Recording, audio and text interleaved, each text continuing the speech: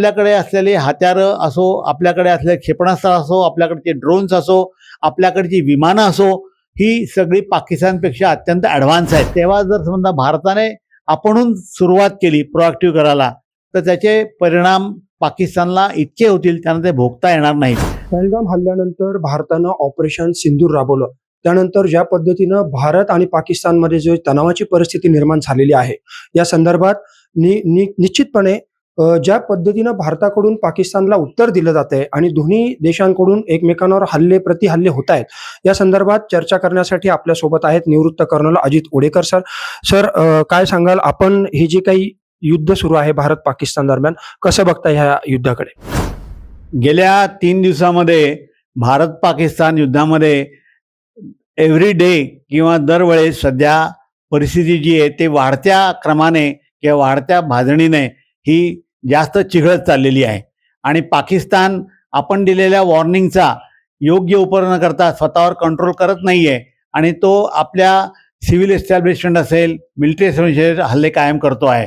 आणि त्याला भारत आत्तापर्यंत दरवेळेस त्यांनी हल्ला केल्यानंतर त्यांना आपण प्रत्युत्तर देतो आहे.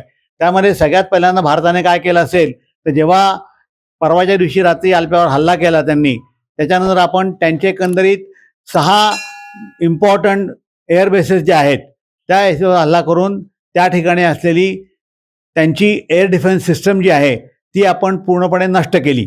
आणि त्याच्यामुळे भारताला, वायुदलाला भारताच्या एअर सुप्रिमसी ही मिळालेली आहे. म्हणजे आता एअरमधनं अटॅक करायचं म्हटलं आपण तर पाकिस्तानला कुठल्याही प्रकारे जास्त अशा प्रकारचं संरक्षण न मिळता आपण त्यांच्या जास्त मोठ्या फायद्यामध्ये असलेल्या पद्धतीने काम करू शकतो. त्याला एअर सुप्रिमसी म्हणतात.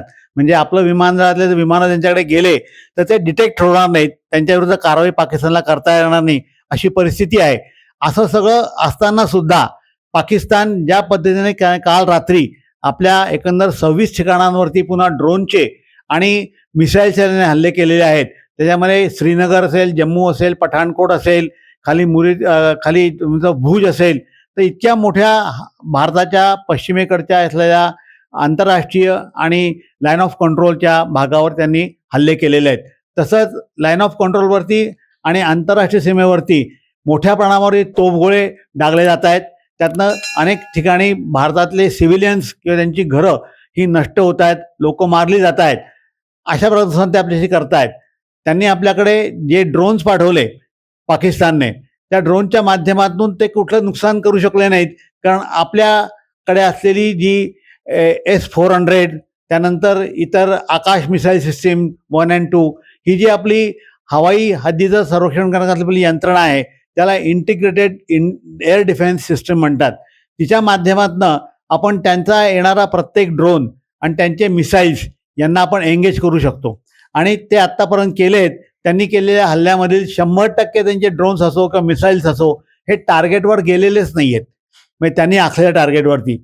तर त्याच्यामुळे आपली संस्था आणि आपले सैनिक हे किती ट्रेंड आहेत आणि आपली हत्यारे किती अचूक आहेत, प्रिसाईज आहेत, याचं आपल्याला उदाहरण दिसतं. कारण त्यांनी काल केल्या हल्ल्यानंतर आज भारताने पाकिस्तानच्या पुन्हा आतमध्ये जाऊन भारताच्या विमानांनी जी मिसाईल सोडली आपल्या हद्दीत राहून, त्या मिसाईल्सनी सरगोदा असो किंवा रावळपिंडी असो याच्या आसपास असलेले पाकिस्तानचे अत्यंत इम्पॉर्टंट असे जे एअरबेसेस आहेत की जे जसं रावळपिंडीचं म्हटलं तर ते सिव्हिलियन आणि जवळ मिलिटरी एअरबेस हा त्यांचा दोन्ही जवळजवळ आहे. तर मिलिटरी एअरबेसला आपण मोठं नुकसान पोचवलेलं आहे.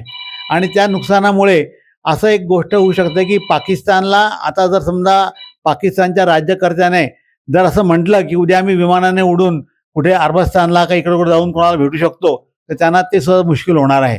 आणि भारताने ज्या ठिकाणी हल्ला केला त्या ठिकाणाहून अत्यंत जवळच्या अंतरावरती पाकिस्तानची न्यूक्लिअर एस्टॅब्लिशमेंट आहे. आणि पाकिस्तानच्या इतक्या जवळ जाऊन न्यूक्लिअर एस्टॅब्लिशमेंट हल्ला करू शकतो, हा एक प्रकारचा पाकिस्तानला आणि जगाला सिग्नल आहे की पाकिस्तानने सांभाळून राहिलं पाहिजे.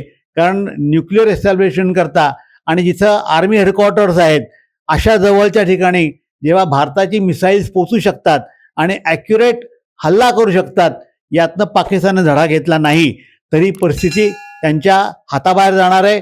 आज त्यांनी जर पुन्हा अजून याच्याविरुद्ध काही कारवाई सुरू केली तर नक्कीच मला असं वाटतं की भारत आणि पाकिस्तानमधला एक थ्रेशोल्ड ओलांडला जाईल आणि हे युद्ध जे आहे ते संपूर्ण ऑल आउट वॉरकडे जाऊ शकतं असा माझा समज. आजपर्यंतची जी युद्ध आपण भारत पाकिस्तान दरम्यानची जर बघितली तर हे युद्ध थोडं वेगळं वाटतं, कारण अत्याधुनिक पद्धतीने हे लढलं असेल, जसं ड्रोन हल्ले असेल, एअर स्ट्राईक असेल.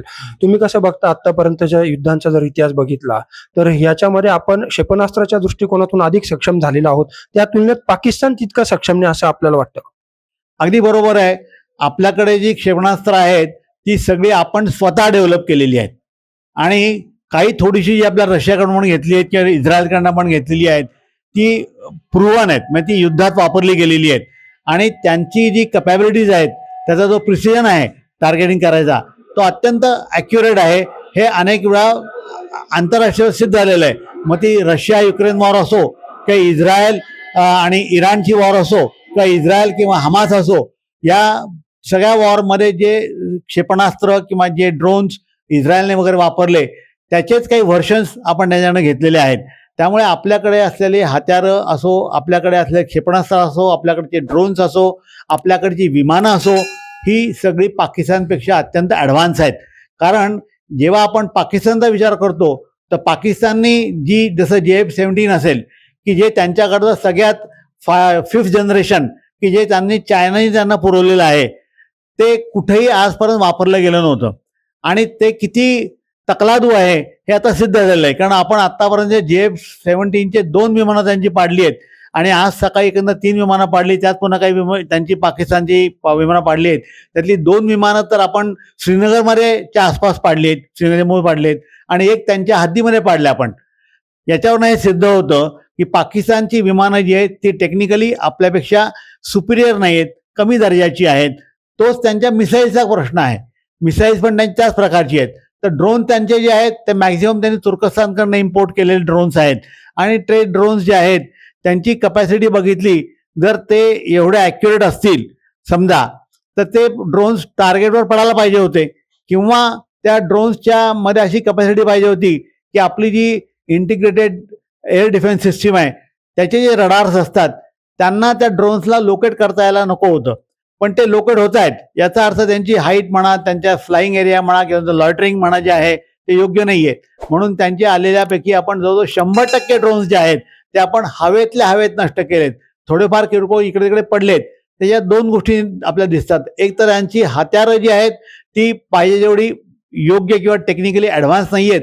दुसरी गोष्ट जर ती असतील तर पाकिस्तानचं जे सैन्य आहे किंवा त्याचे जे हँडलर्स आहेत ती जेवढी पाहिजे तेवढी ट्रेंड नाही आहे. अशा प्रकारची हत्यारं वापरण्याचा म्हणजे दोन्ही गोष्टीचा विचार केला हे पाकिस्तानच्या दृष्टीने हानिकारक असलेल्या गोष्टी आहेत की हत्यारं ॲडव्हान्स नाहीत आणि मॅन पॉवर ट्रेंड नाहीत. या दोघांचा फायदा भारताला मिळतोय. या युद्धादरम्यान जर बघितलं तर अनेक देशांचा भारताला पाठिंबा मिळताना आता दिसतोय. हे युद्ध यापुढे किती लांबेल असं आपल्याला वाटतं? असं आहे की पाकिस्तानची कपॅसिटी लक्षात घेतली आणि आपली कपॅसिटी लक्षात घेतली आणि युद्ध जर या पद्धतीने चालू राहिलं तर ते अजून 15 दिवस पण चालू राहील. परंतु जर समजा भारताने प्रोॲक्टिव्ह व्हायचं म्हटलं, म्हणजे आजपर्यंत मी मागे म्हटलं की पाकिस्तान हल्ले करतो आहे त्याला आपण एक उत्तर देण्याकरता म्हणून रिॲक्शनरी पद्धतीने मेसेज करतोय, ॲक्शन घेतोय किंवा तुम्ही इतक्या प्रकारचं काल केलं त्याला उत्तर म्हणून आम्ही हे करतोय. आम्ही फक्त तुमचे सैन्य ठिकाणं ही नष्ट करतोय की तुमची स्ट्रॅटेजिक ॲसेट्स असलेले तुमच्या वस्तू आम्ही नष्ट करतोय, पण आम्ही कुठेही सिव्हिलियन प्रॉपर्टीला किंवा गव्हर्नमेंट एस्टॅब्लिशला आम्ही धक्का लावत नाहीये असं आपण सांगून त्याप्रमाणे आत्तापर्यंत आम्ही तत्व पूर्णपणे आज सकाळपर्यंत पूर्ण पाळलेलं आहे. पण याच्यानंतर पुढे जर पाकिस्तानने आपली कारवाई थांबवली नाही तर तेव्हा जर समजा भारताने आपणहून सुरुवात केली प्रोॲक्टिव्ह करायला तर त्याचे परिणाम पाकिस्तानला इतके होतील त्यांना ते भोगता येणार नाहीत. आणि हे जे लेवल वाढत गेली याची धरून चला आणि जर ऑल आउट वॉर सुरू होईल तर ती सुद्धा न्यूक्लिअरच्याकडे वळू शकते का अशा लोकांच्या मनात शंका आहेत. कारण भारत अण्वस्त्र सज्ज आहे, पाकिस्तान अण्वस्त्र सज्ज आहे, तर दोघांकडून हल्ला होईल का? पण याच्यामध्ये सुद्धा माझी अशी खात्री आणि 100% मला तो विश्वास आहे की हे वॉर जी आहे ही प्रत्यक्ष न्यूक्लिअर वॉरमध्ये टर्न होणार नाही. कारण न्यूक्लिअर वॉरमध्ये सुद्धा ज्या प्रकारची न्यूक्लिअर तुमच्याकडे ॲसेट्स आहेत, तुमच्याकडे अण्वस्त्र आहेत, ते अण्वस्त्र प्रत्यक्षरित्या टार्गेटवर जाऊन पडण्याकरता ज्या प्रकारची यंत्रणा डिलिव्हरी सिस्टम तुम्हाला पाहिजे ती पाकिस्तानकडे नाही, अशी माझी पूर्णपणे खात्री आहे. कारण ती सुद्धा त्यांची चायनाकडून किंवा कोणाकडून इम्पोर्ट केलेली आहे किंवा सुधारित आहे. आज जगामध्ये लोकांना माहिती आहे की चायनीज टेक्नॉलॉजीच्या कुठल्याही गोष्टी ह्या काही फार तंत्रज्ञानदृष्ट्या एकदम सुयोग्य असतात असं नाही, आणि त्याचे शॉर्ट लिव्ड असतात, त्यांचं आयुष्य कमी असतं. तर कदाचित याचा अनुभव आत्तापर्यंत पाकिस्तानला आला असेल तर तो त्या गोष्टीकडे वळणार नाही, किंवा भारताने तुम्हाला मागे सांगितल्याप्रमाणे त्यांची जी न्यूक्लिअर ॲसेट्स आहेत ते ज्याचं स्टॉक पाईल आहेत, त्यानंतर ज्या ठिकाणी न्यूक्लिअर प्लांट्स आहेत त्याच्यात जवळपास जाऊन आपली मिसाईल्स करून तिथलं त्यांचे बेसेस नष्ट करत आहे, हे लक्षात घेतलं तर उद्या जर ती वेळ आली तर त्यांचा हल्ला व्हायच्या आधीच आपण सुद्धा फर्स्ट न्यूक्लिअर स्ट्राईक हे तत्व अंमलात आणू शकतो, आणि ज्यामुळे पाकिस्तानची शस्त्रास्त्र आणि अण्वस्त्र जी आहेत ती त्यांच्याच हद्दीमध्ये पडून त्यांचंच नुकसान जास्त होईल याची पाकिस्तानने जाणीव ठेवली पाहिजे आणि जगाने त्यांना पटवून दिलं पाहिजे, असं मला वाटतं. आपण बघितलंच की भारत पाकिस्तान दरम्यान जे काही आता तणावाची परिस्थिती आहे त्यामध्ये भारत किती सुनियोजित पद्धतीनं पाकिस्तानवर हल्ले करतोय आणि किती पाकिस्तानला देखील भारताच्या या हल्ल्याची दखल घ्यावी लागते. आणि ओडेकर सरांनी अतिशय सविस्तर विश्लेषण केलं की भारत पाकिस्तानला उत्तर देण्यासाठी किती सक्षम आहे हे देखील त्यांनी आपल्याला सांगितलं. मनीष कटारिया, माय महानगर, नाशिक.